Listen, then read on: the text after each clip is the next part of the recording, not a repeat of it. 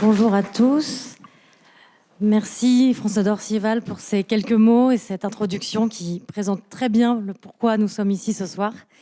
Donc je me présente, je suis Aude Merlet, experte innovation et entrepreneuriat chez Audience et notamment en charge de cette magnifique fondation Audience Génération.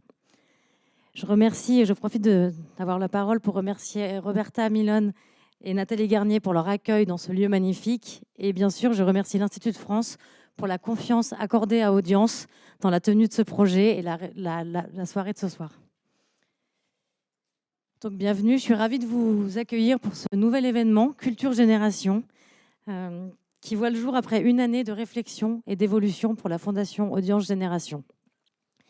Depuis 2007, vous l'avez dit, Monsieur Dortival, la Fondation Audience Génération récompense des initiatives culturelles qui traduisent la solidarité entre générations. Cette année, nous l'avons fait évoluer tout en conservant sa vocation originelle. Elle distingue désormais les nouvelles pratiques et les nouveaux usages qui se développent sur les plateformes numériques et qui participent à la visibilité des contenus et à la transmission culturelle. Ce nouvel appel à projet, nous l'avons lancé au mois de mai dernier. Nous avons eu plus de 140 candidatures. Les profils de toutes ces candidatures étaient très variés.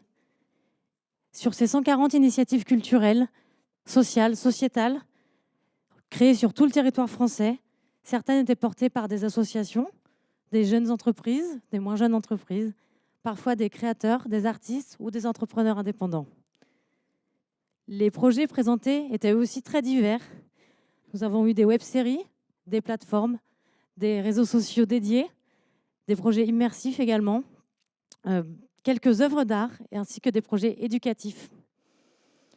Mais dans tous ces projets apparaît en filigrane les valeurs de transmission et de solidarité auxquelles nous sommes profondément attachés.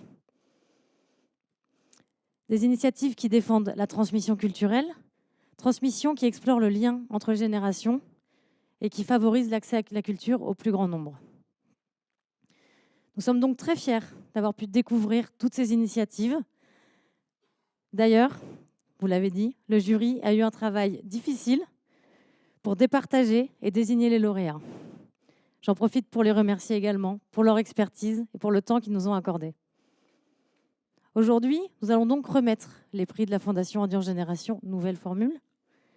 Et nous avons profité de cette occasion pour vous offrir un événement inédit.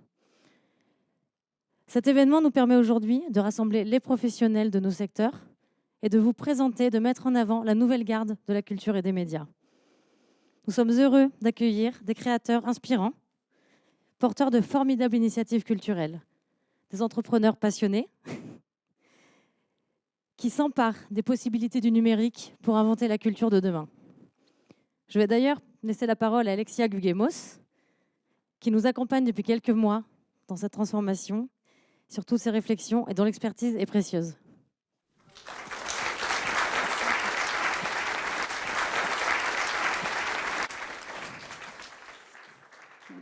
Merci Aude Merlet qui a été un vrai chef d'orchestre dans cette préparation.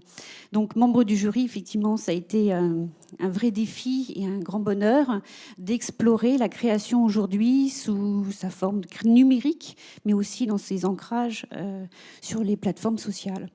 Alors, en guise d'introduction, j'aimerais vous parler de 5 dates clés dans l'évolution de l'histoire de l'art et de l'art d'aujourd'hui.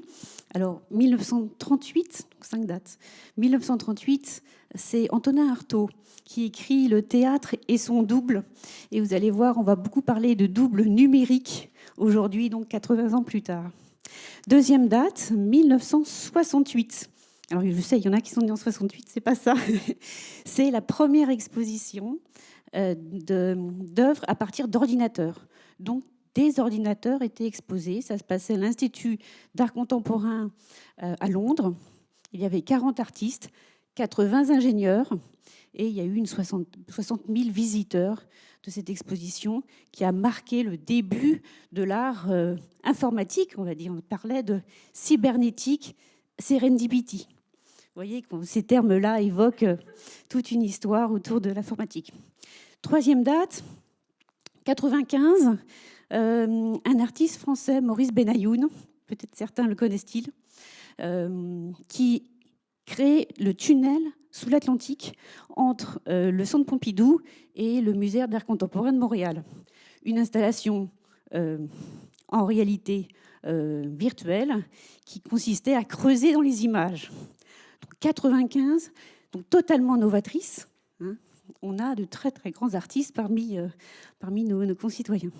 Et puis, alors quelques repères chronologiques. 2004, Facebook. 2012, Facebook rachète Instagram. 2014, Facebook rachète Oculus Rift. Certains, c'est un élément majeur d'une œuvre que j'ai particulièrement appréciée et qui recevra le prix de l'innovation tout à l'heure. Pour finir avec les dates, 2021, Beeple, un artiste américain qui fait parler de lui parce qu'il crée une œuvre NFT qui est vendue près de 60 millions de dollars. Et donc, tout d'un coup, l'art numérique interpelle. Comment est-ce possible, assez mal considéré, qui revient sur le devant de la scène. Et puis 2022, ben c'est le prix Audience. 2022 qui est tout à fait original dans sa façon de faire émerger des talents qui jouent sur le lien social, l'interaction, les liens entre les générations. Donc c'est une approche totalement nouvelle qui place l'humain au cœur de ces systèmes. Alors, on a la chance d'avoir, vous allez pouvoir les tester, on a trois installations. D'abord, on a une œuvre de P-Boy, il s'appelle Pascal Boyart. Il nous présente son double numérique d'une œuvre physical, on le dit en anglais, un tableau qu'il a réalisé. Il sera là vers 20h. Ensuite, on a Alexandre Lavallée, je ne sais pas s'il est là, mais qui porte une entreprise créée en avril 22, incroyable, et qui utilise l'intelligence artificielle. Mais Valentin Schmitt est notre expert, je vais lui donner la parole, il va nous parler de ce lien entre art et intelligence artificielle. Et puis on a aussi Christophe Roux qui est représentant de l'entreprise Artify, soutenu par Audience, et qui accompagne les entreprises dans cette éducation, pédagogie à ces nouvelles technologies.